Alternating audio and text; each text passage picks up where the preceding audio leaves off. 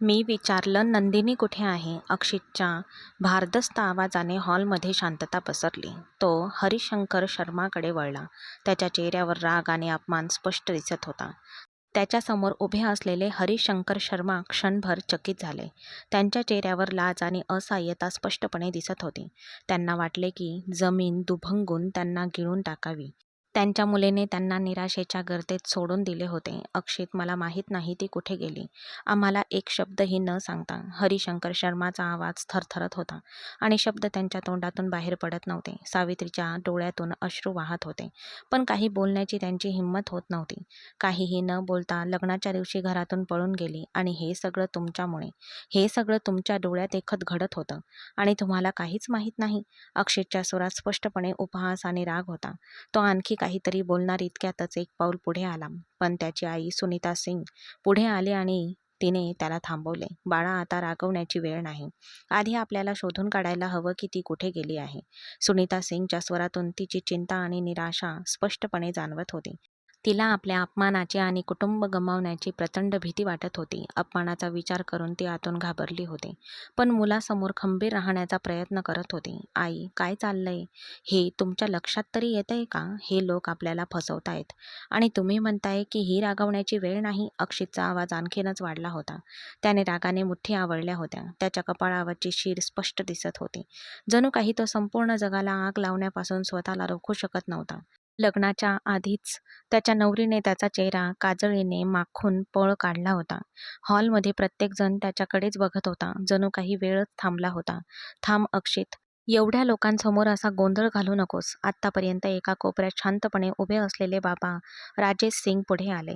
त्याचा आवाज खंबीर होता, पण त्याच्या चेहऱ्यावरची चिंता स्पष्ट दिसत होती. आपला मुलगा आतून पूर्णपणे खचला आहे. त्याचे हृदय घायाळ झाले आहे हे त्यांना माहीत.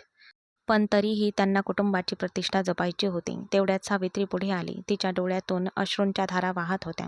त्या हादरवून टाकणारा क्षण थांबवण्याचा प्रयत्न करत असल्याप्रमाणे रडत रडत तिने अक्षितचा हात धरला. बाळा, देवा शपथ, नंदिनी असं काही करेल याची आम्हाला अजिबात कल्पना नव्हती. ती लहानपणापासूनच हट्टी आहे, पण ती इतकं टोकाचं पाऊल उचलेल याची आम्ही कधीही कल्पना केली नव्हती. तिचा आवाज थरथरत होता. तिच्या प्रत्येक शब्दातून तिची वेदना ओसंडून वाहत होती. तिच्या डोळ्यात लाज, पश्चाताप आणि असहाय्यता एकत्र तरंगत होती. अक्षित तिच्याकडे रागाने आणि द्वेषाने पाहत होता. जणू तिच्या प्रत्येक शब्दावर विश्वास ठेवताना त्याला वेदना होत होत्या. ती हट्टी होती. तुमच्या त्या हट्टी मुलीने आज माझा आणि माझ्या संपूर्ण घराचा मान धुळीत मिळवला आहे. तुम्हाला याची काही कल्पना आहे का? मी तिला सोडणार नाही. मी तिला ठार मारेन. तो रागाने गर्जना करत म्हणाला. त्याचा आवाज आता क्रोधाने थरथरत होता. जणू त्याच्या आत साठलेला सगळा लावा बाहेर पडत होता. सुनीताजींनी पुन्हा एकदा त्याला शांत करण्याचा प्रयत्न केला, पण यावेळी अक्षित कुणाचेही ऐकण्याच्या मनस्थितीत नव्हता. अक्षित, तू हे करू नकोस. आपण सर्वांनी मिळून या समस्येवर तोडगा काढायला पाहिजे. केवळ आपलाच अपमान झालेला नाही तर त्यांचाही झालेला आहे. सुनीता सिंगच्या शब्दात एका आईची आर्तता आणि असहाय्यता भरलेली होती. पण अक्षितने तिचा हात झटकून दूर केला आणि तो दरवाजाकडे घाईने निघाला. तो निघून गेल्यावर संपूर्ण हॉलमध्ये शांततेची छाया पसरली. प्रत्येक चेहरा सुन्न झाला होता. प्रत्येक डोळ्यात काळजी आणि आश्चर्य भरले होते. हरिशंकर शर्माची नजर खाली झुकलेली होती. जणू काही लाजेच्या ओझ्याखाली तो चिरडला गेला होता आणि सावित्री देवी तिथे बसून रडत होत्या. अनन्या हे सर्व पाहत होती. आपल्या आईवडिलांना पूर्णपणे खचलेले आणि अपमानित झालेले पाहून तिच्या डोळ्यातून अश्रू दाटून आले. पण ती दगडासारखी उभी राहिली. नंदिनीने आपल्या स्वप्नांना पाठपुरावा केला. त्या सर्वांनी आपली आत्मसन्मान गमावला होता आणि आता त्या एका निर्णयाचे परिणाम प्रत्येकाच्या आयुष्यावर खूप मोठे ओझे बनणार होते. खूपच मोठे. पण वेळ जणू काही थांबला होता. काय म्हणतोयस? मी लग्न मोडल्यावर आता तुम्हाला माझ्याकडून काय अपेक्षा आहे? अक्षितचा आवाज दिवाणखान्यात घुमला. त्याचा चेहरा रागाने लाल झाला होता आणि त्याचे डोळे जणू आग ओकत होते. तो हरिशंकर शर्मा त्याच्यासमोर उभा होता, जे मान खाली घालून शांतपणे ऐकत होते. त्यांच्या शेजारी बसलेल्या सावित्री देवीच्या डोळ्यात वारंवार अश्रू दाटून येत होते. सुनीता आणि राजेश सुद्धा प्रेक्षकांप्रमाणे शांतपणे पाहत बसलेले होते. काका, तुमची मुलगी पळून गेली आणि मी इथे शांत बसावं अशी तुमची इच्छा आहे? माझ्या प्रतिष्ठेला अशा प्रकारे ठेच लागली आणि तुमच्याकडे काहीच उत्तर नाही. अक्षितच्या आवाजात वेदना आणि राग भरलेला होता. बाळा, आम्हाला तुझ्या वेदना आणि अपमानाची जाणीव आहे. नंदिनीने जे केले ते अक्षम्य आहे. पण सावित्री देवींनी त्याला पटकन मध्येच थांबवत म्हटले, पण आमची इच्छा आहे की तू आमच्या धाकट्या मुलीशी अनन्याशी लग्न करावंस. हे ऐकून अक्षित क्षणभर स्तब्ध झाला. त्यांचे शब्द समजून घेण्याचा प्रयत्न करत असल्याप्रमाणे तो आश्चर्याने त्यांच्याकडे पाहत राहिला. मग त्यांच्या डोळ्यात रागाची एक नवी लाट उसळली. तुम्ही काय म्हणत आहात? एक मुलगी पळून गेल्यावर तुम्ही दुसऱ्या मुलीला बळीचा बकरा बनवणार आहात का? तो रागाने म्हणाला, बाळा, हा काही बळी नाही. अनन्या आमची मुलगी आहे आणि ती नेहमीच आमचा अभिमान, आमची काळजी घेणारी आहे. आम्हाला खात्री आहे की ती हे नाते टिकवून ठेवेल आणि तुझ्या आयुष्यात शांतता आणेन. अक्षित त्यांच्या बोलण्यात हरवून गेला असतानाच त्याच्या डोळ्यासमोर 20 वर्षाच्या निरागस अनन्याचा चेहरा चमकून गेला. हे कसे शक्य होते? तो इतक्या लहान मुलीशी लग्न कसे करू शकला असता? याचा विचार करताच त्याचे मन कोरे होऊ लागले. तो स्वतः 32 वर्षाचा पिळदार शरीरयष्टी असलेला माणूस होता आणि अनन्या एक नाजूक 20 वर्षाची कळी होती, जिच्याशी नुकतेच त्याच्या लग्नाचा विषय चालू होता. तो काहीतरी बोलण्यासाठी तोंड उघडणार इतक्यातच अनन्या दिवाणखान्याच्या दारात उभी राहिली. तिने लिंबू रंगाचा कुर्ता आणि पांढरा पायजामा घातला होता. तिच्या चेहऱ्यावर भीती आणि चिंता स्पष्ट दिसत होती. तिचे मधासारखे सोनेरी डोळे खारट अश्रूंनी भरलेले होते. तिने तिच्या बाबांचे सर्व काही बोलणे ऐकले होते आणि आता हिंमत गोळा करून ती अक्षित आणि त्याच्या आई वडिलांसमोर उभी होती. मी या लग्नासाठी तयार आहे. तिचा आवाज हळू होता, पण त्यात एक विचित्र ताकद होती. अक्षितने आश्चर्याने तिच्याकडे पाहिले, जणू त्याला आपल्या कानांवर विश्वासच बसत नव्हता. हा तुझ्यासाठी किती मोठा निर्णय आहे याची तुला कल्पना आहे का? तू कोणत्या परिस्थितीत हे पाऊल उचलत आहेस याची तुला काही कल्पना तरी आहे का? अनन्याने हळूच मान हलवली. मला माहीत आहे, पण हा माझ्या आईवडिलांच्या प्रतिष्ठेचा प्रश्न आहे. मी माझ्या स्वतःच्या आनंदासाठी नाही तर त्यांच्या आनंदासाठी लग्न करत आहे. तिचे हे बोलणे ऐकताच सर्वांच्या तोंडातून शब्दच फुटले नाहीत. सुनीता आणि राजेश तिच्या जवळ आले आणि त्यांचे सांत्वन करण्यासाठी त्यांनी तिच्या खांद्यावर हात ठेवला. त्यांच्या डोळ्यात विनवणी भरलेली होती. जणू काही ते म्हणत होते, बाळा, कृपया हो म्हण. हा 2 घराण्यांच्या प्रतिष्ठेचा प्रश्न आहे. अक्षितने डोक्याला हात लावला. त्याने अशा परिस्थितीची कधी कल्पनाही केली नव्हती. लग्नाच्या घरात एक विचित्र शांतता पसरली होती. प्रत्येकजण आपापल्या विचारात मग्न होता. हरिशंकर शर्माची नजर खाली झुकलेली होती. सावित्री देवीने मन आपल्या मुलीच्या त्यागामुळे जड झाले होते आणि अनन्याच्या चेहऱ्यावर वधूच्या चेहऱ्यावर सहसा दिसणारी शांती नव्हती. अक्षित खोलीच्या एका कोपऱ्यात आपल्या गणवेशात उभा होता. त्याला माहीत होते की हे लग्न त्याच्यासाठीही एक परीक्षा होती, जी त्याची पहिली पसंती नव्हती. अशा स्त्रीसोबत आयुष्य घालवणे आणि अशा परिस्थितीत जिथे निर्णय भावनेपेक्षा गरजेपोटी जास्त घेतले जात होते. पुरोहिताने त्या दोघांना विवाह सोहळ्यासाठी एकत्र बसवले. आनंद आणि उत्साहाची एक छटा घेऊन अक्षितने अनन्याच्या कपाळाला कुंकू लावताना त्याचे हात थरथरत होते. अनन्याने आपल्या आईवडिलांकडे पाहिले. त्यांच्या डोळ्यात एक थरथरता विनवणीचा भाव होता. तिला वाटत होते की त्यांनी तिच्या मनावरचं ओझं समजून घ्यावं. आणि मग ती शांतपणे निघून अक्षितच्या घरी आली. 3 तासांच्या सततच्या प्रवासानंतर ती घाबरून पलंगावर बसली. सुनीताजींनी तिला अक्षितच्या खोलीत सोडलं होतं. तिला पलंगावर बसवल्यानंतर त्यांनी तिला प्रेमाने समजावलं होतं, बाळा, तुझ्या मनातली सगळी भीती काढून टाक. माझा अक्षित दिसतो तितका कठोर नाही. या नात्याशी जुळवून घ्यायला त्याला थोडा वेळ लागेल, पण मला आशा आहे की तो तुला खूप आनंदी ठेवेल. अनन्याने मान झुकवून म्हटलं, हो मम्मीजी. तिच्या डोळ्यात पाणी येणार होते, पण तिने स्वतःला घट्ट धरून ठेवले. सुनीताजी निघून गेल्यावर थोड्याच वेळात खोलीचा दरवाजा उघडला आणि अक्षित तो आत आला. त्यांच्यात एक विचित्र शांतता पसरली. खोली प्रकाशमान आणि सुगंधित होती, पण वातावरण थंड आणि जड होते. अनन्याची नजर जमिनीवर खिळलेली होती, तर अक्षित कपडे बदलून खिडकीजवळ उभा राहून शहराच्या दिव्यांकडे पाहत होता. तू हे सगळं स्वतःच्या इच्छेने केलंस की तुझ्या आईवडिलांच्या आनंदासाठी? त्याने एका विचित्र प्रश्नाने सुरुवात केली, ज्याचे उत्तर त्याला कदाचित स्वतःलाही माहीत होते. अनन्याने वर पाहिले. तिचा आवाज थरथरलेला पण स्पष्ट होता. माझ्या आईवडिलांचा सन्मान माझ्यासाठी सर्वस्व आहे. मी त्यांच्या आनंदासाठी आणि सन्मानासाठी हे लग्न केले आहे आणि ते जपण्याचा मी माझ्या परीने पूर्ण प्रयत्न करेन. अक्षित वळला आणि तिच्याकडे पाहू लागला. त्याच्या डोळ्यात गांभीर्य स्पष्ट दिसत होते. मी तुला वचन देऊ शकत नाही की मी तुला आनंदी ठेवू शकेन किंवा हे लग्न तुझ्या स्वप्नांप्रमाणे होईल, पण मी हे नक्की सांगू शकतो की मी तुझा आदर करेन. त्याच्या बोलण्यावर अनन्याने हळूच मान डोलावली. माझ्यासाठी हेच बस झालं. ती समाधानी होती. तिच्यासाठी तेच पुरेसं होतं. तिच्या बहिणीने जे केलं होतं त्यानंतर आदर मिळणं ही एक चमत्कारापेक्षा कमी नव्हतं. पण आता माझ्याकडून कोणतीही अपेक्षा ठेवू नकोस. अक्षितला तिने कोणताही गैरसमज करून घ्यायला नको असे वाटत होते. याचा अर्थ समजून ती लगेच पलंगावरून उठली, चेंजिंग रूममध्ये गेली, दागिने काढून एका साधा ड्रेस घालून ती बाहेर आली आणि तिने मेकअप टाळला होता. तिच्या तेजस्वी कांतीमुळे ती या क्षणी खूपच सुंदर दिसत होती. नवरी म्हणूनही ती तितकी सुंदर दिसत नव्हती जितकी ती आता तिच्या साध्या रूपात दिसत होती. नंदिनी सुद्धा खूप सुंदर होती. खरं तर तिची कांती अनन्यापेक्षाही जास्त तेजस्वी होती. पण अनन्याच्या कांतीत जे आकर्षण आणि तेज होते ते नंदिनीच्या कांतीत नव्हते आणि हेच आकर्षण अक्षतचे लक्ष स्वतःकडे खेचत होते. अक्षतने तिच्या तेजस्वी रूपावरून पटकन आपली नजर दुसरीकडे वळवली.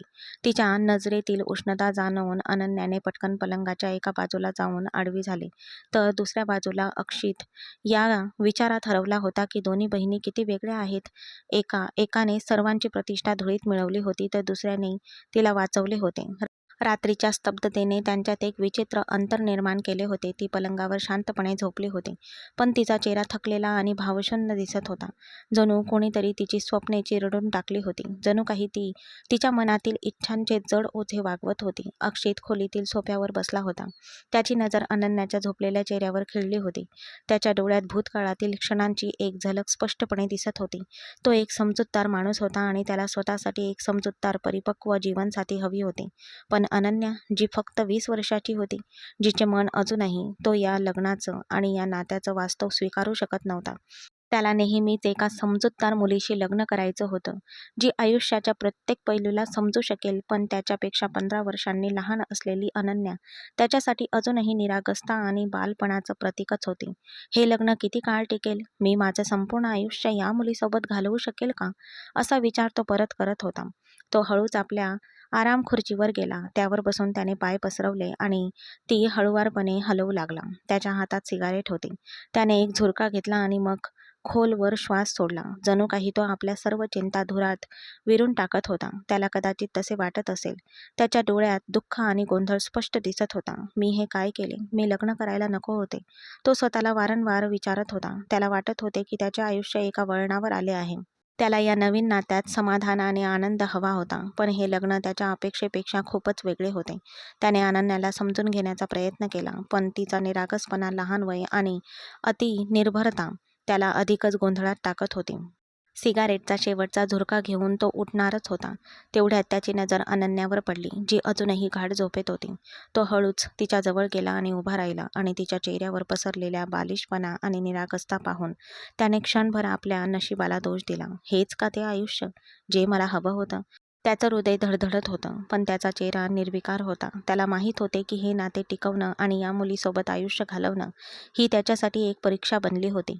आपले कटू विचार झटकून तो पलंगाच्या दुसऱ्या बाजूला जाऊन झोपला, पण त्याला झोप लागत नव्हती. त्याने त्याच्या पहिल्या रात्रीच खूप स्वप्न पाहिली होती, जे साहजिकच होतं. पण आता सगळं संपलं होतं आणि आता त्याची इच्छा असूनही त्याच्या शेजारी असलेल्या मुलीसोबत नातं ठेवण्याचा विचारही तो करू शकत नव्हता. एका तरुण आणि सुंदर मुलीच्या झोपण्याच्या जाणिवेमुळे त्याला झोप लागत नव्हती. तो अनन्यापासून दूर वळला आणि झोपण्याचा प्रयत्न करू लागला. त्याच्या मनात काय चालले होते हे ते माहीत नाही, पण मग तो उठून बसला आणि स्वतःमध्ये आणि अनन्यामध्ये 2 उशा ठेवून पुन्हा झोपला. लग्नाच्या गडबडीमुळे तो थकला होता, म्हणून त्याला पटकन झोप लागली. सकाळचा कोवळा सूर्यप्रकाश आपल्या हलक्या किरणांनी खोलीत पसरत होता. अनन्याने हळूच डोळे उघडले आणि अंथरुणावरून उठून वॉशरूमकडे गेली. तिचे हृदय अजूनही या नवीन वातावरणाशी जुळवून घेण्याचा प्रयत्न करत होते. जेव्हा तिने जवळ पाहिले तेव्हा ती जागा रिकामी होती. अक्षित आधीच खोलीतून बाहेर गेला होता. ती तयार होऊन बाहेर आली. आरशासमोर उभे राहून तिने केस नीट केले, ओढणी सावरली आणि खाली गेली. तिथे तिला अक्षित, सुनीता सिंग आणि राजेश सिंग नाश्त्याच्या टेबलापाशी आधीच बसलेले दिसले. नमस्कार, ती आनंदाने म्हणाली आणि जवळ गेली. राजेश सिंग आणि सुनीता सिंग उठले आणि त्यांनी तिच्या डोक्यावरून हात फिरवला. ती हलकेच हसून खाली बसली आणि शांतपणे नाश्ता करू लागली. नाश्ता संपवून स्वतःची तयारी करण्यात व्यस्त असलेला अक्षित थोड्या अंतरावर बसला. त्याची नजर अनन्यावर पडली, पण त्याने विशेष लक्ष दिले नाही. त्याचा चेहरा भावशून्य होता. जणू काही या नवीन नात्याचा त्याच्यावर काहीच परिणाम झाला नव्हता. सुनीता सिंग आणि राजेश सिंग अनन्याकडे पाहत होते. ते इतक्या आपुलकीने आणि प्रेमाने बोलत होते की तिला थोडे हलके वाटले. तिचे सासरचे लोक तिला आदराने वागवत आहेत हे तिला माहीत होते, पण त्यामुळे तिला दिलासा मिळाला. अक्षितने तिला आदराने घरी आणले होते ही गोष्ट गोष्ट तिच्यासाठी खूप महत्त्वाची होती आणि आणि ती हा उपकार कधीही विसरणार नव्हती. नाश्ता झाल्यावर अक्षितने आपला कोट घातला आणि एकही शब्द न बोलता लगेच पोलीस स्टेशनकडे निघून गेला. अनन्याने सुनीता सिंग आणि राजेश सिंग यांच्याशी थोडा वेळ बोलून मग घरकामात स्वतःला गुंतवून घेतले. तिला माहीत होतं की अक्षितचं मन तिला आता स्वीकारायला तयार नव्हतं, पण अक्षित कसाही वागला तरी आयुष्यात पुढे जायचंच असं तिने ठरवलं होतं. ती या घराला आणि अक्षितला आपलं संपूर्ण प्रेम आणि भक्ती देणार होती. हेच आता तिचं जग होतं. हेच तिचं वास्तव होतं. दुसरा दिवसही शांतपणे सुरू झाला. सुनीता सिंग आणि राजेश सिंग लवकर उठले, कारण त्यांना गावी परत जायचं होतं. या शहरात त्यांचा मुक्काम फक्त अक्षितच्या लग्नापर्यंतच होता. वाड्याचे नोकर सामान गाडीत ठेवत होते आणि आतलं वातावरण थोडं जड झालं होतं. सुनीताने अनन्याला जवळ बोलावून तिच्या डोक्यावरून प्रेमाने हात फिरवला. "बाळा, आता तुला या घराची जबाबदारी घ्यावी लागेल. तो स्वभावाने थोडा कठोर आहे, पण त्याच्या हृदयापर्यंत पोहोचण्याचा मार्ग तुझ्या संयमात आणि प्रेमात आहे. देव तुझं भलं करो." तिने तिला प्रेमाने समजावून सांगितलं. "हो आई, मी तुमच्या अपेक्षा पूर्ण करण्याचा पुरेपूर प्रयत्न करेन." तिच्या आवाजात दृढ निश्चय होता, पण तिच्या मनात अनेक भीतीही होत्या. राजेशने सुद्धा अनन्याला आशीर्वाद दिला आणि अक्षितला बोलावले. सकाळपासून शांत असलेला तो येऊन राजेश समोर उभा राहिला. "बाळा, अनन्या आता तुझी जबाबदारी आहे. ती तुझी पत्नी आहे. तिचा आदर कर आणि तिची काळजी घे. आम्ही तुझ्यावर विश्वास ठेवून निघत आहोत." त्याने त्याला दबक्या आवाजात बरेच काही समजावून सांगितले होते. "हो बाबा." त्याच्या चेहऱ्यावर तोच गंभीरपणा होता, ज्यामुळे वातावरणात शांतता पसरली होती. त्यामुळे ती आणखीनच शांत झाली. जेव्हा सुनीताजी आणि राजेशजी गाडीत बसले, तेव्हा अनन्याने आदराने त्यांचा निरोप घेतला. गाडी निघून जाईपर्यंत ती तिथेच उभी राहिली आणि मनातल्या मनात त्यांचे शब्द आठवत होते. खोलीत परतल्यावर तिला एक विचित्र भावना जाणवली. आता हे घर तिची जबाबदारी होती आणि अक्षितच्या वागणुकीकडे दुर्लक्ष करून ती ही नवी भूमिका निभावण्यासाठी स्वतःला तयार करत होती. अक्षित आत जाऊन स्टडी रूममध्ये कामात व्यस्त झाला. जणू त्याला कशातच रस नव्हता. ती खोलीत एकटीच होती. नाश्त्यानंतर भांडी आवरण्यासाठी आणि इतर घरकाम करण्यासाठी ती स्वयंपाकघराकडे निघाली. नाश्त्यानंतर तो नेहमीप्रमाणे तयार होऊन घरातून बाहेर पडला होता. त्याने अनन्याला औपचारिकपणे "मी निघतोय" असं म्हणून तो दाराकडे निघाला, जिथे त्याची गाडी आधीच उभी होती. तो नेहमीप्रमाणे शांत आणि संयमी होता. जणू काही लग्नाचा त्याच्या स्वभावावर काहीच परिणाम झाला नव्हता. अनन्याने अक्षितला जाताना पाहिले आणि एक दीर्घ श्वास घेतला. तिला माहीत होतं की अक्षितचं जग तिच्यापेक्षा खूप वेगळं होतं, पण ती आपलं नवं आयुष्य अधिक चांगलं बनवण्यासाठी तयार होती. जेव्हा दार बंद झालं, तेव्हा तिने आजूबाजूला पाहिलं. हे घर आता तिची जबाबदारी होती आणि तिलाच ते आता सांभाळावे लागणार होते. अनन्याने आधी संपूर्ण घराची पाहणी करण्याचे ठरवले. तिने मोठ्या दिवाणखान्यापासून सुरुवात केली, जिथे आधुनिक फर्निचर आणि भव्य झुंबरांनी एक शाही वातावरण तयार केले होते. मग ती प्रत्येक खोलीत गेली. प्रकाश आत येण्यासाठी खिडक्या उघडत होती आणि कशात सुधारणा करायची आहे हे पाहत होती. स्वयंपाकघरात जाऊन आधी तिने मोलकरीण मालाला सूचना दिली. "स्वयंपाकघर स्वच्छ ठेव. स्वच्छता खूप महत्त्वाची आहे आणि रोज सकाळी सगळ्या गोष्टींची काळजी घे. म्हणजे अक्षितला कोणतीही तक्रार राहणार नाही." "हो मॅडम, काळजी करू नका. मी सगळं वेळेवर करेन." माला आदराने म्हणाली. मग अनन्या लॉनकडे गेली, जिथे माली बाबा ते कामात व्यस्त होते. तिने काही क्षण शांतपणे बागेचे निरीक्षण केले. मग माळ्याला म्हणाली, "झाडे सुंदर आहेत, पण कृपया त्यांना वेळेवर पाणी द्या. आणि ही जी झुडपे वाढली आहेत, त्यांना छाटणीची गरज आहे." "हो बाईसाहेब, मी ते आज पूर्ण करेन." माळी म्हणाला आणि आपल्या कामात परतला. घराचे निरीक्षण केल्यावर ती दिवाणखान्यात गेली. स्वच्छता तपासली आणि मोलकरणीला काही सूचना दिल्या. प्रत्येक काम करताना तिच्या वागण्यात जबाबदारी आणि साधेपणा दिसत होता. जणू काही ती या नवीन भूमिकेची जुळवून घेण्याचा पुरेपूर प्रयत्न करत होती. या सर्व जबाबदाऱ्या पेलताना ती कालच्यासारखी नाजूक 20 वर्षाची मुलगी दिसत नव्हती. ती आई-वडिलांसमोर छोट्या-छोट्या गोष्टींवरून रुसून बसायची. तो संध्याकाळी थकून घरी परतला. दिवसाचा थकवा त्याच्या चेहऱ्यावर स्पष्ट दिसत होता. त्याने शांतपणे आपला कोट सोफ्यावर ठेवला आणि तो खाली बसला. त्याचे मन जड झाले होते, पण तो सामान्य जीवनाशी जुळवून घेण्याचा प्रयत्न करत होता. अनन्याने त्याला आत येताना पाहताच तिने पटकन जेवण गरम करायला सुरुवात केली. थोड्याच वेळात ती जेवणाचा ताट घेऊन त्याच्या समोर आली. तिने शांतपणे जेवण टेबलावर ठेवले आणि बाजूला उभी राहिली. अक्षितने तिच्याकडे एक नजर टाकली, पण काहीही न बोलता तो जेवायला लागला. जेवताना तो क्षणभर थांबला आणि त्याने अनन्याला कॉफीसुद्धा बनवायला सांगितली. तिने लगेच होकारार्थी मान हलवली आणि स्वयंपाकघराकडे गेली. नोकर-चाकर असूनही ती त्याची सगळी कामं स्वतःच करत होती. थोड्या वेळाने ती वाफाळलेला कॉफीचा मग घेऊन परत आली आणि अक्षित समोर ठेवला. त्याने तो शांतपणे उचलला आणि प्यायला सुरुवात केली. त्याची नजर अधूनमधून अनन्याकडे जात होती. पण तो लगेच नजर खाली करत होता. ते दोघेही एका विचित्र मनस्थितीत होते. ती निघून गेली. अक्षितला कॉफी दिल्यानंतर ती तिच्या खोलीत गेली आणि झोपी गेली. ती दिवसभराच्या कामात थकून गेली होती आणि लवकरच तिला झोप लागली. दुसरीकडे अक्षित अजूनही जागा होता. तो आराम खुर्चीवर बसला होता, सिगारेटच्या धुरात बुडालेला, विचारांच्या भोवऱ्यात हरवलेला. त्याचे हृदय आणि त्याच्या मनात एक विचित्र घालमेल सुरू होती. पत्नीपासून दूर राहून आपण इतके अस्वस्थ का झालो आहोत, असा प्रश्न त्याला पडत होता. अनन्या आता त्याच्या आयुष्याचा एक भाग बनली आहे हे सत्य तो स्वीकारू शकत नव्हता. असा विचार तो अचानक आपल्या जागेवरून उठला आणि अनन्याच्या जवळ गेला. ती गाढ झोपली होती. तिच्या चेहऱ्यावर निरागसता आणि अनभिज्ञता स्पष्ट दिसत होती. ती एक वयाने कमी असलेली सुंदरी होती, यात शंका नाही, पण ती त्याची पत्नी होती. या क्षणी तिने काळ्या रंगाचा नाईट सूट घातला होता. तिचा शर्ट तिच्या पोटाच्या किंचित वर सरकला होता, जिथून तिचे सुंदर बेली बटन स्पष्ट दिसत होते. अक्षितचे ओठ थरथरले. त्याला हात पुढे करून तिचा मऊ गुबगुबीत पोटाचे तिचे ओठ आपल्या ओठांवर लावताच त्याच्या भावनांमध्ये ठिणग्या उडू लागल्या. ती त्याची पत्नी होती. तिचे त्याच्यासोबत कायदेशीर नाते होते. मग ती पूर्णपणे त्याची असताना तो तिच्यापासून दूर कसा राहू शकणार होता? संयमाचे बंधन क्षणार्धात तुटले. त्याच्या शरीराचा प्रत्येक भाव भावनांनी भरून येऊ लागला. दिवस एका नव्याच प्रकारे स्पंदित होऊ लागला. हळूच तिच्या जवळ बसून त्याने अगदी हळुवारपणे आपला हात तिच्या पोटावर ठेवला.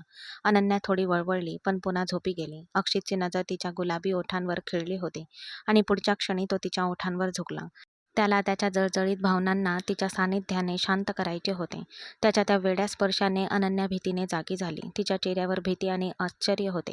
ती किंचाळण्याआधीच अक्षितने लगेच तिच्या तोंडावर हात ठेवला. शांत हो, घाबरू नकोस.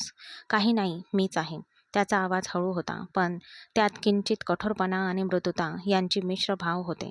अक्षितने हळूच तिच्या तोंडावरून हात काढला आणि खोलीतील दिवा बंद केला. खोली अचानक अंधारमय झाली. त्याने तिच्या शर्टची बटणे अगदी हळुवारपणे उघडायला सुरुवात केली आणि अनन्याच्या हृदयाचे ठोके वाढले होते. तिचे हुंदके त्या अंधारात घुमत होते. आपल्या आत घुसमट असलेले वादळ शांत करण्याचा प्रयत्न करणाऱ्या अक्षितच्या तीव्र भावनांचा अंधार साक्षीदार होता. अनन्या हतबल होती. तिला अक्षितला थांबवायचे होते, पण ती गप्प राहिली. तिचे अश्रू तिच्या हतबलतेची कहाणी सांगत होते. अक्षितच्या कृती अधिकाधिक असह्य होत होत्या आणि त्या क्षणांची तीव्रता सहन करण्यासाठी अनन्या धडपडत होती. त्याच्या अचानक झालेल्या बदलाने आणि कठोर दिसण्याने ती भयंकर भयभीत झाली होती. कितीही शब्दांनी किंवा विरोधाने काहीही परिणाम होऊ शकत नव्हता. तिचे मऊ आणि लोण्यासारखे शरीर अनुभवून अक्षित वेडा झाला. त्याला काहीही दिसत नव्हते. ना तिचा निरागसपणा, ना तिचा नाजूकपणा, ना एखाद्या धिप्पाड बॉडी बिल्डरसारखे त्याचे पिळदार शरीर. नवऱ्या बायकोचे नाते इतक्या थराला जाऊ शकते हे तिला माहीत नव्हते. पण आज जेव्हा अक्षित तिच्या इतक्या जवळ येत होता, तेव्हा ती लाजून चूर झाली. आणि मग अक्षित थांबला नाही. भावनांचे वादळ उसळत होते, ज्यामुळे अक्षितला अथांग दिलासा मिळाला होता. पण ती मात्र यातनांनी व्याकुळ होती. पलंगावर आपल्या तरुण पत्नीच्या पवित्रतेच्या खुणा पाहून ती खरोखरच निरागस आणि पवित्र आहे या जाणीवेने त्याला एक विचित्र दिलासा मिळाला. त्याच्या सर्व शंका आणि भीती नाहीशा झाल्या होत्या. नंदिनीने त्याच्या कणखर हृदयावर केलेली जखम अनन्याने बरी केली होती. आता त्याला तिचे मोल आणि महत्त्व पूर्णपणे समजले होते. त्याने तिला हळुवारपणे आणि प्रेमाने आपल्या मिठीत घेतले आणि तो शांतपणे झोपी गेला. सकाळच्या कोमल प्रकाशाने खोली उजळली होती, पण अनन्याचे डोळे रात्रीच्या प्रतिबिंबांनी भरलेले होते. भीती अजूनही ताजी होती. ती हळूच अंथरुणातून उठली आणि आपल्या धडधडणाऱ्या हृदयाला आवळण्याचा प्रयत्न करू लागली. अक्षित आधीच जागा होता. सोफ्यावर बसून वर्तमानपत्र वाचत होता. त्याचा चेहरा शांत होता, जणू काही तो रात्रीचे गडबड विसरला होता. अनन्या गुपचूप बाथरूमकडे गेली. अर्ध्या तासाने ती फ्रेश झाली आणि नाश्ता बनवण्यासाठी स्वयंपाकघरात गेली. ती जात असताना त्याची नजर अनन्यावर पडली आणि त्याच्या ओठांवर एक मंद स्मित उमटले. त्याला अनन्याची अवस्था माहीत होती. त्या रात्री तिला खूप वेदना झाल्या होत्या, पण तो तरी काय करू शकणार होता? तो हतबल होता आणि मग एक ना एक दिवस हे नातं जुळणारच होतं. अनन्याच्या मनातली ही भीती दूर करायला हवी होती. पण काहीही असो, अक्षितच्या आयुष्यात अनन्याचं स्थान खूप मोठं झालं होतं आणि अनन्याला याची लवकरच जाणीवही होणार होती. जेव्हा अक्षित नाश्त्याच्या टेबलापाशी पोहोचला, तेव्हा अनन्याने पटकन नाश्ता आणून त्याच्यासमोर ठेवला. अक्षित गप्पपणे खाऊ लागला. तू तुझं कॉलेजचं शिक्षण पूर्ण करायला हवंस. तुझं शिक्षण पूर्ण करायला माझा काहीच आक्षेप नाही, नाश्ता करताना तो अचानक म्हणाला. तिला आश्चर्य वाटलं. तो तिच्या शिक्षणाला अचानक कसा काय होकार देऊ शकतो? उलट लग्नानंतर जेव्हा हरिशंकर शर्माजींनी त्याला सांगितले होते की अनन्याला डॉक्टर व्हायचं आहे, ते तिचं स्वप्न आहे, म्हणून तिचं शिक्षण पूर्ण करून घ्या, त्याने कठोरपणे नकार दिला होता, कारण त्याला तिला दुसरी नंदिनी बनू द्यायचे नव्हते. आणि हा बदल आता कसा झाला होता? तुम्ही खरंच याला परवानगी देत आहात का? तिने आश्चर्याने त्याच्याकडे पाहत विचारले होते. हो, शिक्षण खूप महत्वाचं आहे आणि तुझं स्वप्नही अपूर्ण राहता कामा नये. अक्षितने वर्तमानपत्र बाजूला ठेवत छोटेसे उत्तर दिले होते. अनन्याच्या चेहऱ्यावर आनंदाची लाट पसरली. मी तुमचे किती आभार मानू हेच कळत नाही, पण मी वचन देते की मी तुम्हाला कधीही निराश करणार नाही. खूप आनंदी झाली होती. ठीक आहे, पण लक्षात ठेव, अभ्यासासोबतच तुला घराची जबाबदारीही पार पाडावी लागेल. अक्षितने हळूच मान डोलावत म्हटले होते. हो, तुम्ही पूर्णपणे निश्चिंत राहू शकतात. मी तुम्हाला तक्रार करण्याची संधी देणार नाही. त्याला धीर देत ती हळूच म्हणाली. ती इतकी आनंदी होती की तिचे डोळे वारंवार पाणावत होते. अक्षित तिच्या निरागस चेहऱ्याकडे एकटक पाहत राहिला आणि त्याच्या मनात एक विलक्षण शांती पसरली. आपला शिक्षण पूर्ण करण्याची परवानगी मिळताच काल रात्री अक्षितमुळे झालेल्या वेदनांचा प्रभाव अनन्याच्या चेहऱ्यावरून नाहीसा झाला. तो तो गुपचूप उठून पोलीस स्टेशनकडे निघाला. ती त्याच्या मागे आनंदाने नाचू लागली. तो संध्याकाळी 7 वाजता पोलीस स्टेशनहून घरी आला. स्वयंपाकघरात स्वयंपाक करत असताना तिला त्याच्या गाडीच्या हॉर्नचा आवाज ऐकू आला होता. तो थकला होता आणि त्याच्या चेहऱ्यावर एक प्रकारची गंभीरता स्पष्ट दिसत होती. काही क्षणांनंतर अक्षितने सोफ्यावरच्या आपल्या जागेवरून तिला हाक मारली. हे घे, हा तुझा मेडिकल कॉलेजचा प्रवेश अर्ज आहे. मी आज सकाळी जाऊन सगळी तयारी करून ठेवली आहे. आता हा भरून जमा कर. अनन्याने पटकन त्याच्यासमोर चहा ओतून आणला. त्याने तो फॉर्म टेबलावर ठेवला आणि अनन्याने तो आश्चर्याने हातात धरला. तुम्ही खरंच मला प्रवेश मिळवून दिला? अक्षितने आपल्या कोटची बटणे काढत किंचित हसून उत्तर दिले. हो, हे आवश्यक होतं. शिक्षणात कोणतीही तडजोड होता कामा नये, विशेषतः जेव्हा तुझं स्वप्न डॉक्टर बनायचं आहे. अनन्याच्या चेहऱ्यावर आनंदाची चमक स्पष्ट दिसत होती. तुम्ही माझ्यासाठी जे केलं ते मी कधीच विसरणार नाही. अक्षितने तिच्याकडे रोखून पाहिले. त्या निळ्या फ्रॉकमध्ये ती एखाद्या परीसारखी दिसत होती. त्याच्या भावना पुन्हा उंच वळून येऊ लागल्या होत्या. तो स्वतःला आवरू शकला नाही आणि त्याची नजर बदलली. हे सर्व तुझ्यासाठी आहे, पण लक्षात ठेव, हा प्रवास सोपा नाही. तुला खूपच मेहनत करावी लागेल. त्याने वैद्यकीय अभ्यासाच्या कठीणतेकडे गंभीरपणे बोट दाखवला. मी तुमच्या अपेक्षा पूर्ण करण्याचा पुरेपूर प्रयत्न करेल, ती ठाम स्वरात म्हणाली. तो हलकेच हसला. ठीक आहे, आता जा आणि हा फॉर्म भर. मी तो उद्या जमा करेन. जेव्हा तो असे म्हणाला तेव्हा अनन्याने तो फॉर्म आपल्या छातीशी कवटाळला. जणू काही ती तिच्या आयुष्यातील सर्वात अनमोल भेट होती. तिच्या डोळ्यात कृतज्ञता आणि आनंदाची एक झलक स्पष्टपणे दिसत होती. तिला पाहून शांतपणे समाधानी होऊन आपल्या जागेवर बसला होता. काही कारणास्तव हा निरागस चेहरा त्याला आकर्षित करू लागला होता आणि त्याच्या हृदयात स्थान मिळवू लागला होता. अचानक त्याला नंदिनीची आठवण झाली आणि त्याच्या ओठांवरचे स्मित हळूहळू नाहीसे झाले. आज तिच्या कॉलेजचा पहिला दिवस होता आणि तिचे हृदय आनंदाने धडधडत होते. जेव्हा ती सकाळच्या प्रकाशात खोलीतून बाहेर आली तेव्हा अक्षित आधीच तयार होऊन खाली बसला होता. तिला पाहून तो हलकेच हसला, पण अनन्या वेगळ्याच मूडमध्ये होती. अक्षित, आजचा दिवस माझ्यासाठी खूपच खास आहे. मी खूप उत्सुक आहे, ती त्याच्या शेजारी बसून खेळकरपणे म्हणाली. बरं, तू मला सोडलं नसतंस तरी मी स्वतःच गेले असते. मी काही इतके लहान नाही. अक्षितने भुवया उंचावत तिच्याकडे पाहिले. जास्त हवेत उडण्याची गरज नाही, समजलं? त्याचा आवाज थोडासा कठोरपणा होता, पण त्याच्या डोळ्यात एक लपलेले हास्य स्पष्ट दिसत होते. अनन्या हसू आवरत ओठ चावत म्हणाली. ठीक आहे, इतका राग? मी फक्त गंमत करत होते. अक्षितने डोके हलवले. जणू काही तिच्या बोलण्याने त्याला किंचित रागही आला होता आणि गंमतही वाटली होती. मला माहीत आहे आणि तू तुझ्या दिवसाची सुरुवात शक्य तितक्या चांगल्या प्रकारे करायला हवी. परिस्थिती नियंत्रणात आणण्याचा प्रयत्न करत तो म्हणाला. तुझं असणंच पुरेसं आहे. मला काही अडचण येणार नाही. यावेळी तिच्या आवाजात सत्यता होती, पण तिच्या डोळ्यात तोच खोडसाळपणा अजूनही चमकत होता. अक्षत हसत उभा राहिला आणि ती त्याच्या मागे गेली. अक्षित गाडीचा दरवाजा उघडला आणि अनन्याला बसायला इशारा केला.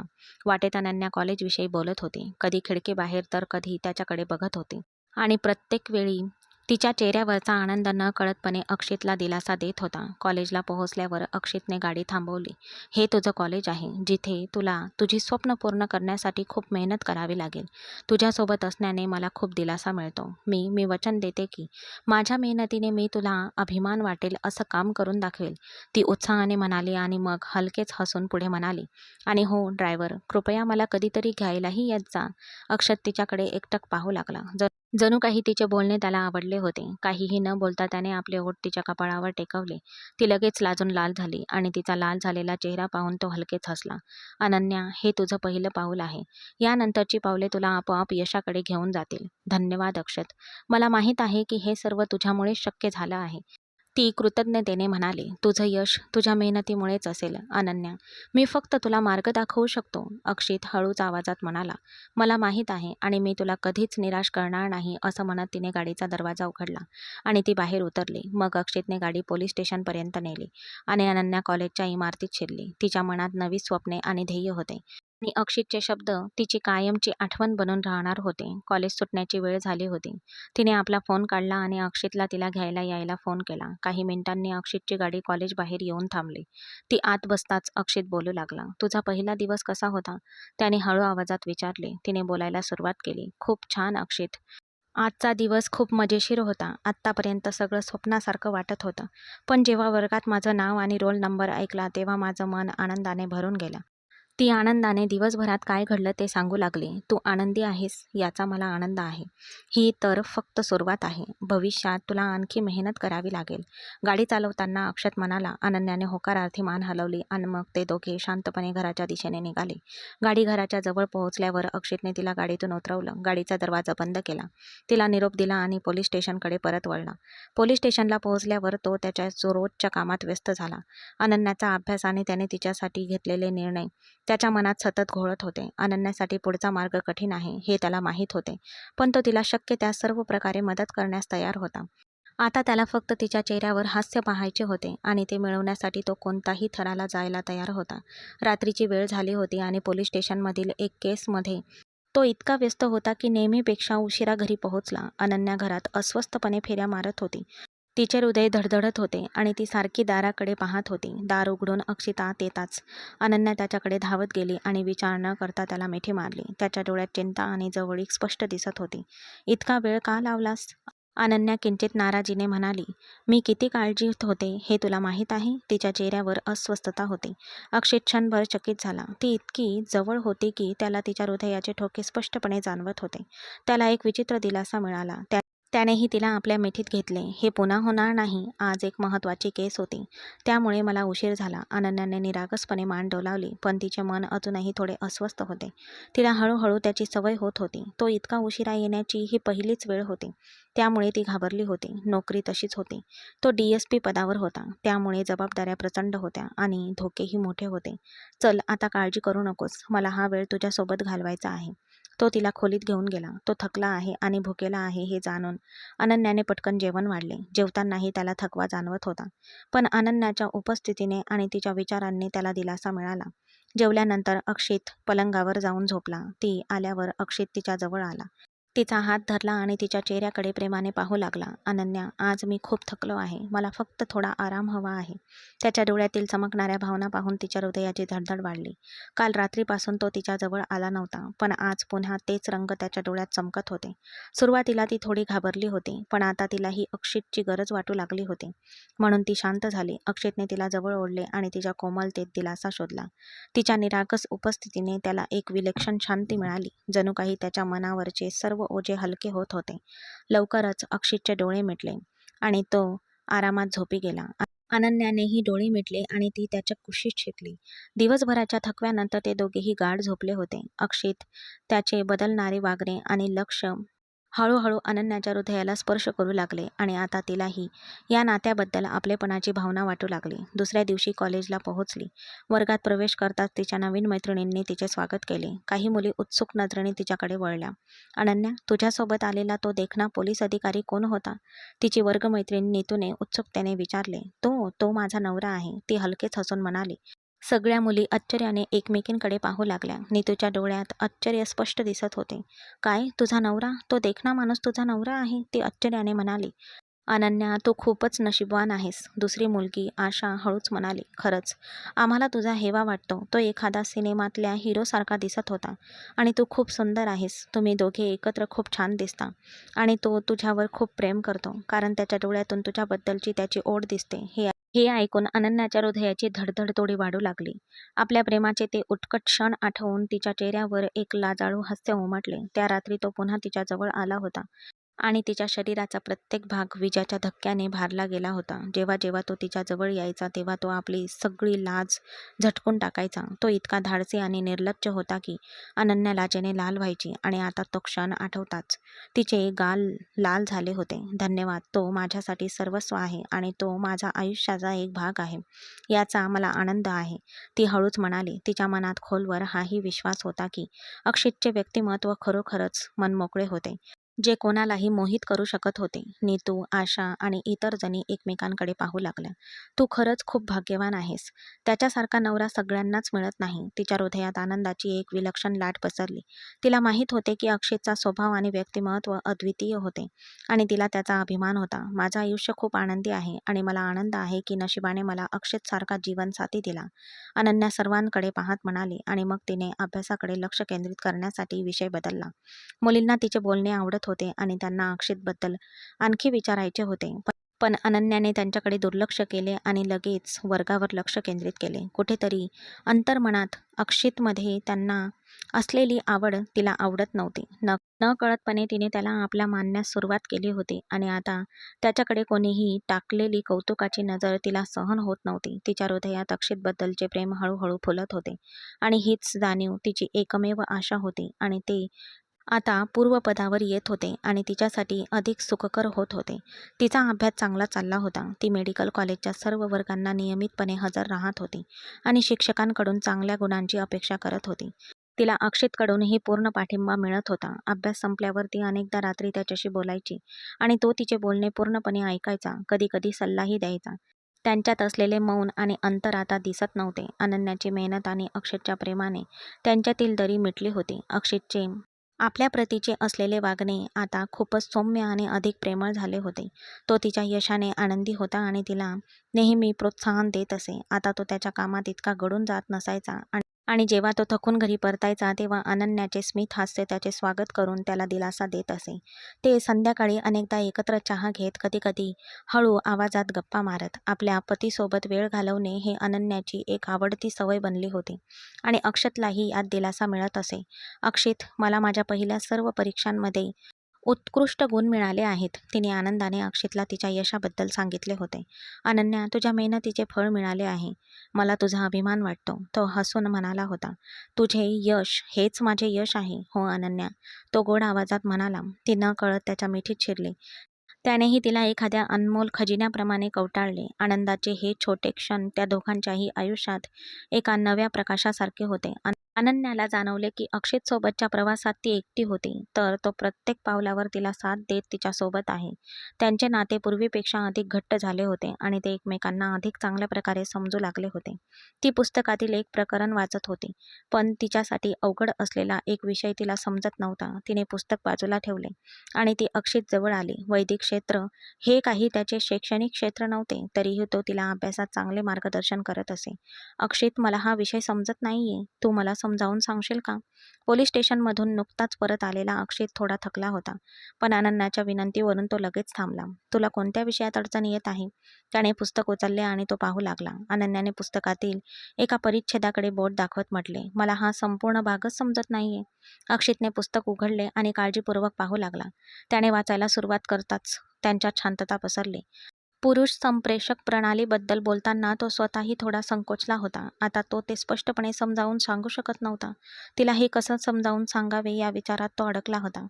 त्याला तो विषय खूप वैयक्तिक वाटला आणि त्याने संकोचून तिला तो समजावून सांगण्याचा प्रयत्न केला. त्याच्या त्या अर्धवट स्पष्टीकरणातून काहीच न कळल्यामुळे ती आश्चर्याने त्याच्याकडे पाहतच राहिली.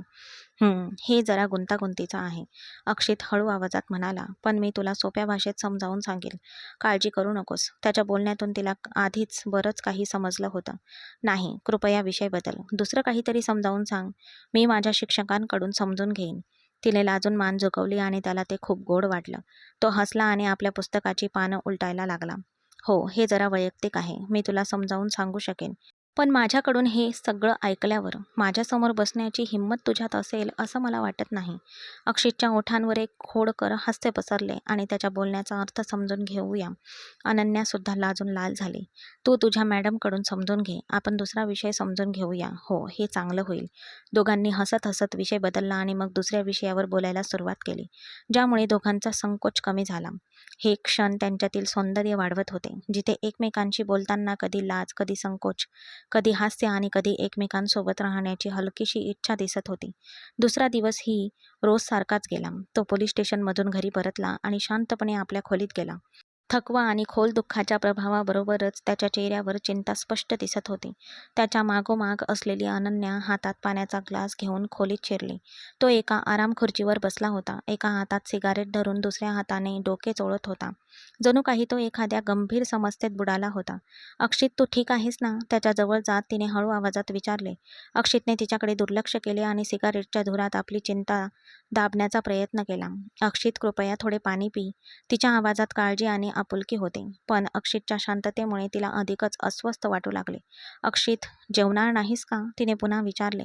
पण उत्तर देण्याऐवजी तो फक्त सिगारेट ओढत राहिला. अनन्याच्या मनात एक अस्वस्थता दाटून आली. असे असूनही अक्षित थोड्या वेळाने काहीतरी बोलेल या विचाराने तिने त्याच्यासमोर पाण्याचा ग्लास ठेवला आणि ती निघून गेली. अक्षितच्या मनात एक प्रकारची अस्वस्थता आणि गोंधळ होता, जो त्याला कोणालाही सांगायचा नव्हता. तो आतून झगडत होता आणि अनन्यासमोर त्याला आपली कमजोरी दाखवायची नव्हती, म्हणून तो गप्प राहिला. इतक्या दिवसांनी त्याचे आयुष्य काहीसे शांत वळण घेऊ लागले होते. पण त्याच वेळी त्याचे मार्ग पुन्हा एकदा विस्कळीत झाले होते. तो डोके हातात घेऊन निश्चल बसला होता आणि त्याला भेटायला पोलीस स्टेशनमध्ये आलेल्या नंदिनीचा सतत विचार करत होता. तो तिचा प्रचंड तिरस्कार करत होता, तरीही त्याने आपला संयम सोडण्यास नकार दिला. त्याने आधीच तुटलेल्या गोष्टी आणखी तोडल्या आणि स्वतःला दोष दिला. त्याला ते करायचे नव्हते. नियतीने तिला तिच्या लायकीची शिक्षा दिली होती. तो पूर्णपणे रिकामा आणि असहाय्य झाला होता. जेव्हा नंदिनी परत आली तेव्हा ती खूप वेगळी दिसत होती. ती पूर्वीसारखी आत्मविश्वासपूर्ण आणि तेजस्वी दिसत नव्हती. तिचा चेहरा दुःख आणि पश्चातापाने भरलेला होता. ती अक्षित समोर थांबली. "अक्षित, मला तुझ्याशी एका गोष्टीबद्दल बोलायचं आहे." तिचा आवाज अस्वस्थ आणि निरागस होता. पुढे सरकताना तिने अक्षितकडे पाहिले, मग आपली नजर खाली झुकवली. अक्षितने कोणताही विशेष भाव चेहऱ्यावर दाखवला नाही, फक्त बारीक नजरेने तिच्याकडे पाहिले. "काय झालं बोल?" त्याने थोडे अस्वस्थ होऊन विचारले. तो आपल्या आयुष्यात इतका आनंदी आणि समाधानी होता की त्याला नंदिनीच्या उपस्थितीत कोणताही तणाव नको होता. नंदिनीने एक दीर्घ श्वास घेतला आणि मग हळू आवाजात म्हणाली, "अक्षित, मला कळतंय की मी तुझ्याशी खूप वाईट वागले. मी तुला दुखावलं, तुला गृहीत धरलं आणि तुझ्या भावनांकडे दुर्लक्ष केलं. मी तुला दुखावलंय. मला माहीत आहे की माझ्या चुकांबद्दल कदाचित पूर्ण माफी मागता येणार नाही, पण मी मनापासून माफी मागते." अक्षित काही क्षण तिच्याकडे शांतपणे पाहत राहिला. मग कोणताही भाव न दाखवता थंडपणे म्हणाला, "नंदिनी, तू जे केलंस त्याबद्दल मला काहीही बोलायचं नाही आणि तुझ्यासोबत जे काही घडलं तो तुझ्या आयुष्याचा एक भाग आहे आणि मी ते सर्व माझ्या आयुष्यात मागे सोडून आलो आहे."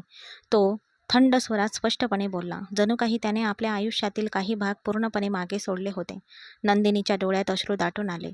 अक्षतने तिला पुन्हा माफ करावे अशी तिची मनापासून इच्छा होती, पण त्याच्या वागण्यावरून तिला स्पष्ट दिसत होते की तो आता तिच्यापासून खूप दूर गेला होता. "मला माहीत आहे की तुला माझी माफी नको आहे, पण मला फक्त एवढंच म्हणायचं आहे की मला खरंच खूप वाईट वाटतंय." ती हळू आवाजात पश्चातापाने म्हणाली. अक्षितने क्षणभर तिच्याकडे पाहिले, मग एक दीर्घ श्वास घेतला आणि म्हणाला, "नंदिनी, मी तुला माफ करतो, पण तू हे समजून घेतलंच पाहिजे की तुझं अस्तित्व आता माझ्या आयुष्यात नाही. तुला माझ्यापासून आणि माझ्या आयुष्यापासून दूर राहावं लागेल आणि मला खात्री आहे की तुझं आयुष्यही पुढे निघून गेलं असेल."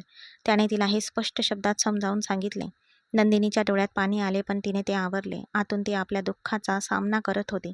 तिने अक्षितकडे शेवटचे पाहिले आणि हळू आवाजात म्हणाली, "मी हे सर्व कधीच विसरणार नाही. तुझ्या आठवणी माझ्यासोबत नेहमीच राहतील. पण जर तू म्हणत असशील की मी तुला माझ्या आयुष्यातून काढून टाकावं, तर मी तसं करण्याचा प्रयत्न करेल." मग नंदिनीने मान झुकवली आणि हळूच पोलीस स्टेशनमधून बाहेर पडली. अक्षितच्या आयुष्यात अनन्याच्या उपस्थितीमुळे तिचे हृदय दुःखाने भरून आले होते. आपल्या धाकट्या बहिणीचा आणि अक्षतचा एकत्र विचार करून तिला आतून तीव्र वेदना आणि मत्सर वाटला. हे दोघे जणू एकमेकांसाठीच बनले होते. मग कटुतेचे सत्य स्वीकारून तिने आपल्या नशिबाला दोष दिला आणि ती पुढे निघून गेली. आता तिच्याकडे पश्चातापाशिवाय काहीही उरले नव्हते. अनन्यानेही नंदिनीच्या परत येण्याची बातमी ऐकली होती आणि अक्षितच्या तिच्याशी झालेल्या संभाषणाने तिला काहीसे शांत केले होते. ती पूर्वीसारखी आनंदी आणि मनमोकळी नव्हती. तिची नजर बहुतेक वेळा खाली झुकलेली असायची आणि ती बहुतेक वेळा तिच्या कामात मग्न असायची. अक्षित हे सर्व पाहत होता आणि त्याला सर्व समजले होते. त्याला वाटत होते की नंदिनीच्या परतण्याने ती आतून बदलली होती आणि त्याच्यापासून दूर गेली होती, जरी तो तिच्यावर जीवापाड प्रेम करत होता. तिला इतकी दुःखी आणि दूर झालेली पाहून त्याला सहन होत नव्हते. त्याला तिला सांगायचे होते की नंदिनीच्या परतण्याने त्याच्यावर काहीही परिणाम झाला नव्हता. तो अजूनही फक्त तिच्यावरच प्रेम करतो आणि नेहमीच करत राहीन. पण कदाचित तिचा गैरसमज झाला असावा. तू वैद्यकीय विद्यार्थी आहेस आणि तुला नवऱ्याच्या भावना कळत नाहीत. त्याला कशाने सर्वाधिक समाधान मिळते हेही कळत नाही. मी तुझ्यासाठी किती काळापासून तळमळत आहे याची तुला कल्पना तरी आहे का? तो खोलीत शिरला तेव्हा ती अभ्यासात मग्न होती आणि तो खोडकर हास्य करत तिच्या जवळ आला.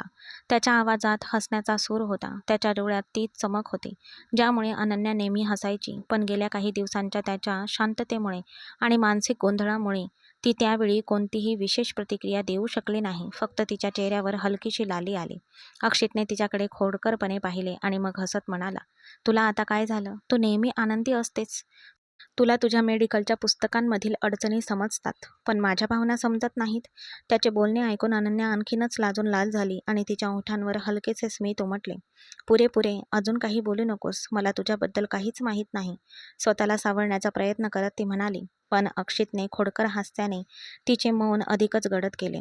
अक्षित हळूच तिच्या जवळ आला आणि तिच्या हातात हात घेत म्हणाला, अनन्या, मला माहीत आहे की तू सुख दुःखात नेहमी माझ्या पाठीशी उभी राहिली आहेस. पण कधी कधी कृपया माझाही थोडा विचार कर. तुझ्या हास्याने माझा दिवस उजळून निघतो आणि तुझं मौन मला अस्वस्थ करतं. त्याच्या शब्दांनी तिच्या हृदयाची धडधड वाढली आणि ती लाजून खाली मान घालून बसली. अक्षितने तिच्या डोळ्यातील हास्य पाहिले आणि तो तिच्या आणखी जवळ झुकून म्हणाला, म्हणूनच तू नेहमी बोलत राहशील तर बरं होईल. म्हणजे मला तुला अधिक चांगल्या प्रकारे समजून घेता येईल. त्याच्या शब्दांनी अनन्याच्या हृदयात प्रेमाची एक हळूवार लाट पसरवली आणि ती हलकेच हसून पुन्हा आपल्या पुस्तकांकडे वळली. पण अक्षित मात्र वेगळ्याच मूडमध्ये होता. त्याने पटकन तिच्या हातातून पुस्तक हिसकावून घेतले आणि तिला आपल्या मिठीत घेतले.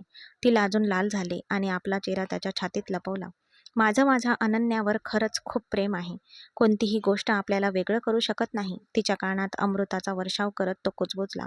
अनन्याचा जीव आनंदाने भरून आला. शंकांचा ढग क्षणार्धात नाहीसा झाला. तो पुन्हा एकदा तिच्यात हरवून गेला. अनन्याच्या मनातील सर्व शंका एका क्षणात नाहीशा झाल्या. वेळ पटकन निघून गेला आणि अनन्याच्या मेहनतीचे आणि समर्पणाचे फळ तिला मिळाले. वैद्यकीय शिक्षण पूर्ण केल्यानंतर ती एक यशस्वी डॉक्टर बनली. हे तिच्यासाठी एक मोठे यशच होते, कारण तिने केवळ शिक्षणच पूर्ण केले नाही तर आपले स्वप्न साकार करण्यासाठी संघर्षही केला होता. हरिशंकरजी, तिची आई सावित्रीजी, अक्षतची आई सुनीताजी आणि त्याचे वडील राजेशजी हे सर्व तिच्या यशाचे खूप आनंदी होते. अनन्याच्या यशामुळे अक्षतसोबतच तिचे नाते अधिकच घट्ट झाले. त्यांच्यातील प्रेम दिवसेंदिवस वाढत होते. अक्षित नेहमीच अनन्याच्या यशाचे मनापासून कौतुक करायचा आणि तिच्या मेहनतीचा त्याला अभिमान वाटायचा. तुझे यश माझ्यासाठी आनंदाचा स्रोत आहे. तू तुझे स्वप्न सत्यात उतरवली आहेस आणि हे सर्व तुझ्या मेहनतीमुळे शक्य झाले आहे. तो खूप आनंदी होता. अक्षित, तुझा पाठिंबा आणि तुझे प्रेम हीच माझी ताकद आहे, ज्यामुळे मी इथपर्यंत पोहोचले आहे. तू नेहमी माझ्यासोबत होतास आणि तुझ्या मदतीने मला धैर्य मिळाले. ती हसून म्हणाली. तिचे ते स्मित हास्य त्याच्यासाठी एखाद्या सावलीच्या झाडासारखा आधार ठरले होते. अनन्या, तुझे यश माझ्यासाठी सर्वस्व होते. तू नेहमीच माझ्यावर प्रेमाचा आणि पाठिंब्याचा वर्षाव केलास आणि मला वाटत होते की आपले नाते असेच घट्ट आणि कायम टिकावे. अक्षित, आपण जे नाते जोडले आहे ते कधीही तुटणार नाही. तुझा पाठिंबा ही माझ्या आयुष्यातील सर्वात मोठी भेट आहे आणि मी नेहमीच तुझ्यासोबत असेन.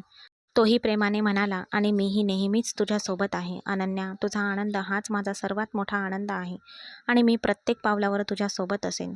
त्यांचे नाते अधिक घट्ट झाले आणि त्यांच्या आयुष्यातील प्रत्येक क्षण नव्या आशेने आणि प्रेमाने भरून गेला. अनन्याच्या यशामुळे केवळ तिचे आयुष्यच बदलले नाही, तर तिच्या आणि अक्षतच्या प्रेमालाही एका नव्या उंचीवर नेले. काही वर्षानंतर अनन्या आणि अक्षतच्या आयुष्यात आनंदाचा एक नवीन अध्याय सुरू झाला, जेव्हा त्यांना जुळे मुलगे झाले. दोन्ही मुले पूर्णपणे निरोगी आणि त्यांच्या आईवडिलांइतकीच सुंदर होते आणि त्यांच्या आगमनाने अनन्या आणि अक्षितचे आयुष्य आणखीनच आनंदाने भरून गेले. त्यांचा आनंद गगनात मावेनासा झाला होता आणि ही आनंदाची बातमी कळताच कुटुंबातली सगळीच मंडळी अनन्या आणि अक्षतचे आई-वडील, नातेवाईक, मित्र आणि आप्तेजन त्यांना अभिनंदन करण्यासाठी त्यांच्या घरी आले. मुलांच्या सुगंधात आणि प्रेमात सहभागी होऊन प्रत्येकाचा आनंद द्विगुणित झाला. मुली, हे तुझ्या संयमाचे आणि प्रेमाचे फळ आहे आणि हे तुझ्या आयुष्यातील सर्वात आनंदाचे क्षण आहे, असे म्हणत सावित्रीने आपल्या मुलीच्या कपाळाचे चुंबन घेतले. ती हळुवारपणे म्हणाली, ही मुले तुम्हा दोघांसाठी जगातील सर्वात मोठा आशीर्वाद आहेत आणि देवाची इच्छा असेल तर ते तुमच्या आयुष्यात नेहमीच आनंद घेऊन येतील. आपल्या नातवंडांना पाहून राजेशजीलाही खूप आनंद झाला होता. घरभर आनंदाचे वातावरण पसरले होते. हे खरं आहे की जेव्हा प्रेम खरं असतं तेव्हा वयाचा विचार केला जात नाही. आपला जीवनसाथी आपल्यापेक्षा वयाने किती मोठा किंवा लहान आहे याने काहीही फरक पडत नाही. फक्त मन जुळायला हवीत. जेव्हा प्रेम खरं असतं तेव्हा वयाचा फरक महत्त्वाचा ठरत नाही.